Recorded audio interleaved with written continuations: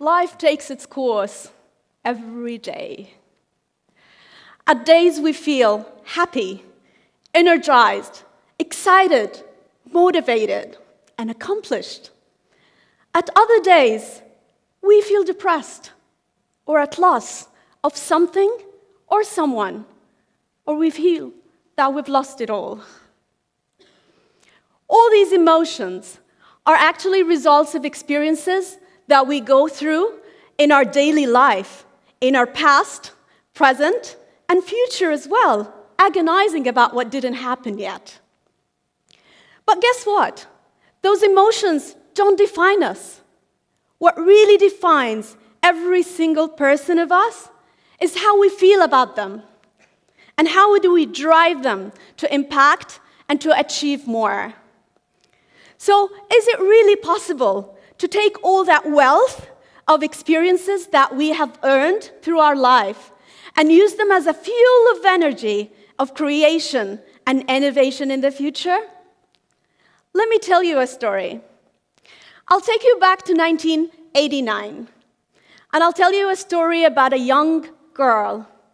She was 12 years old at that time, and she was often prescribed to be very energetic and very resourceful in so many ways, and has an outstanding performance in school.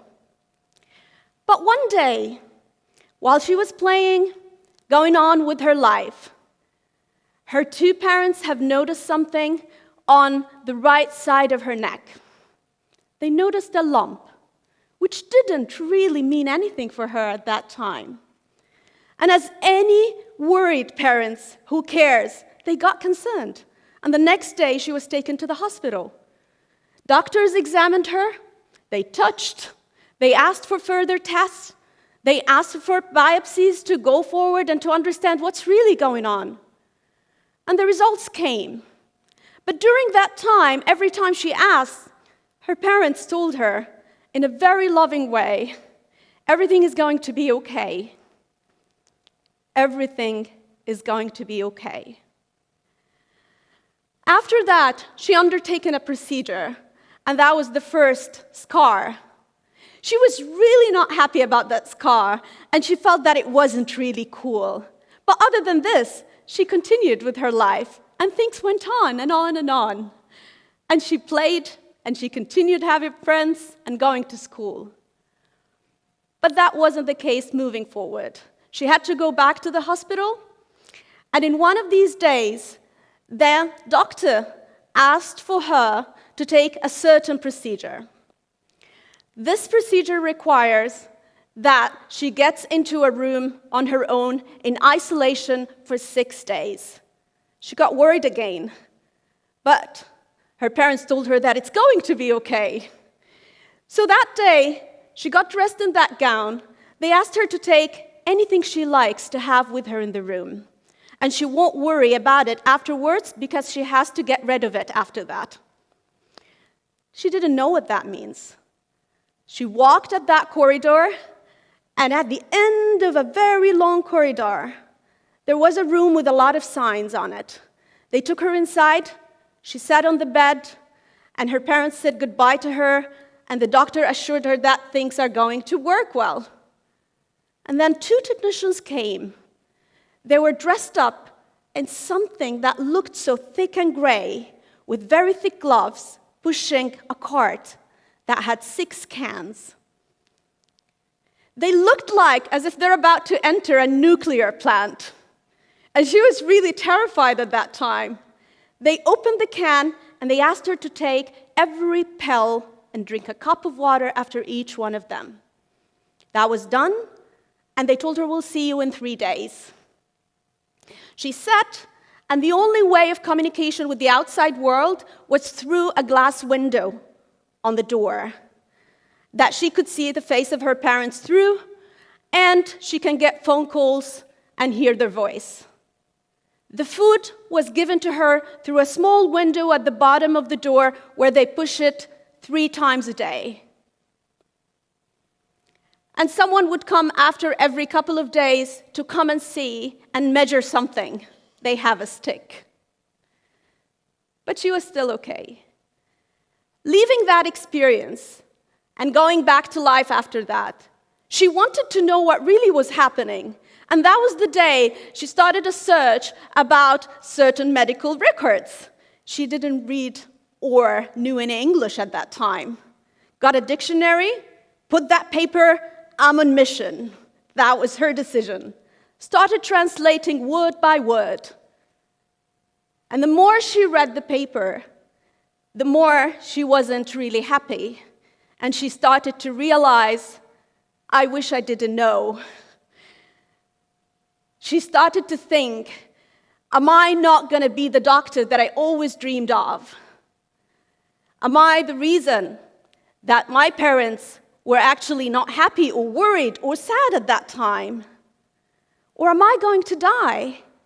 It could be just a child's thinking, or maybe any human's thinking at such a position.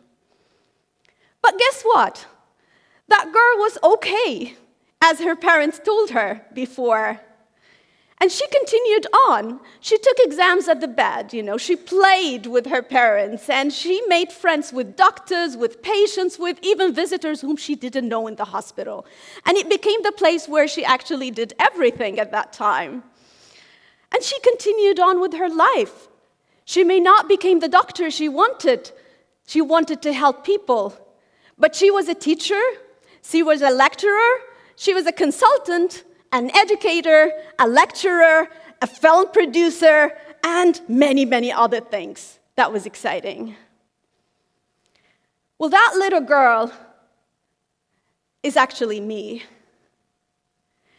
And looking back to these days, looking back to these experiences, I can't tell you that it was easy. I can't tell you that it wasn't painful at times, but it actually taught me something.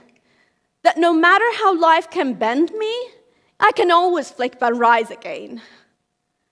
That no matter there are so many things that we see in life and it may feel the end, you're probably wrong, and I'm telling you that you were wrong. Just keep it up and continue. Resilience is magical. It comes with experiences that we gather through life and those emotions, and how do we embrace them? Let me tell you how sharing these stories may impact your life. And telling others about them could actually give you another perspective sometimes. In one of my recent trips to South Africa, I was asked to talk to 200 ladies about entrepreneurship and about starting businesses. Those wonderful women came that day with a lot of questions and a lot of things and papers and notepads waiting to write how are they going to start the next venture. What's very interesting is that after the talk, they came to the front and they started to tell me stories about what they have done in their life. And we started to listen at these incidents, and we put them on the stage, and each one of them had the courage to go and share and tell everyone about good and bad that they have been through. And after that, we asked them to write a piece of paper and to promise themselves. Today, they stood up on that stage and they told their stories to everybody who was in the room. And that they're going to remind themselves that they are able to look back, and the fact that they have overcome all these problems and all these experiences will make them able to start anything else in life. After that session, a few weeks later, I start receiving emails and pictures and videos of these women telling me, I've actually went back to school. I started my own business, and I'm still not in revenue, but I think I have something. The fact that they stepped out, they realized that what it takes is for them to take that first step. And after that, the rest will be history. It takes so much from us to get back these experiences and summon them and bring them and put them back into perspective. But that was really a learning thing for me, and a learning moment where I realized that really Nothing is impossible. But who are our masters that can teach us all about trying new experiences, that can teach us that failure is no option, that can show us how to look at things differently every single time, and ask the question in a different way, expecting that maybe I'll get a different answer this time? Do you know whom? Children. I've spent 10 years with children in a career that involved them in different ages, in different levels, doing things in front of me, and I can only tell you that I am wiser now. In one of the experiences that we decided to validate our theory of how can we really learn from children, my team and I here in KAUST, we conducted an experiment to validate that. So we took a Harvard Business Review case study of a company that has been there for over than 100 years. And they have been struggling with innovation and with getting back to market the way they used to sustain in the past years. And we gave the same case to corporate professionals and to children in school of 13 years old. We gave each group exactly the same data, the same time, and the same process of design thinking and how to think and reach solutions. And guess what? In the corporate setting, they came up with solutions that was viable, that was feasible, and it was good. But they couldn't come up with multiple innovative ideas that could be life-changing for the people in the company. And on the other hand, we have the children. Since the first moment we gave them the challenge, they started asking questions. They started going and finding resources. They started asking their friends, do you know about this? Do you know about this country? Do you know about those people? And then they got into prototyping and experimenting and sketching and drawing. And each one of them came up with more than one idea that we compared to what the company actually did afterwards to save themselves. And it was quite really good, even with extras that we did not expect from the children. It was amazing. Why do you think that happened? In a corporate setting, we have our own experiences throughout all these years. An experience sometimes can stop us from thinking differently, from seeing what's there on the other side. We need to learn when to draw that line, when to use our experiences and let it merge with whatever solution we're creating.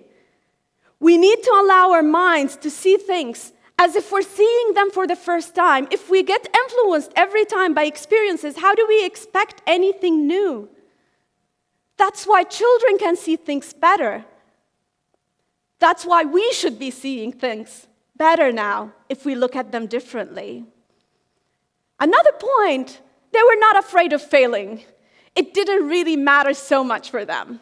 They were having fun. They enjoyed it, they drew, and they gave all of these solutions, and it was quite good.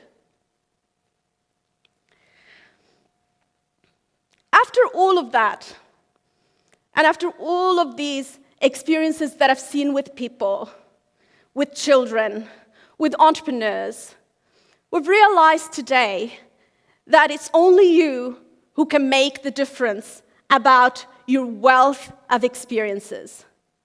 Resilience is key. Resilience is important. If life punches you today, punch back. If you haven't learned to do this, learn it today. Education does not define who we become in the future, not all the times. Learning does. Joeyetta from MIT Media Lab said once, education is what's done to us. Learning is what we do to ourselves. It's a choice to learn and develop, to jump into new experiences every day. It's a choice you can make Every single day and every single minute of your life, you can choose to learn something new and jump into a new experience. Curiosity is what we all need. Asking questions that we've never asked before is what we all need. Start asking questions. Expecting different answers, you will get it. Start asking questions personally. Start asking questions career-wise. Start asking questions even socially. And enlighten yourself and open new doors.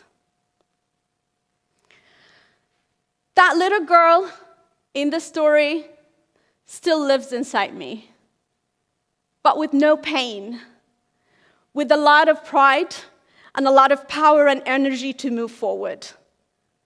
All what's left of her and all that pain is a scar that reminds me every day that nothing is impossible and that only my energy would drive me to achieve what I want to achieve. I may not be that little girl because I have my own little girl, whom I will always tell her, as my parents told me, that things are going to be okay. My parents are here in the room today. And I only want to say that I will always repeat that things are going to be okay. And that's what I'm going to tell everyone, children, entrepreneurs, and companies, that try it and you will reach what you want to reach. Each and every single person of you have a wealth of experiences, of emotions, of things to share, of things to bring back and to turn into energy that will drive us towards doing new things in life. Let's celebrate our experiences. Let's bring them back. Let's use them as a fuel. Let us get energized.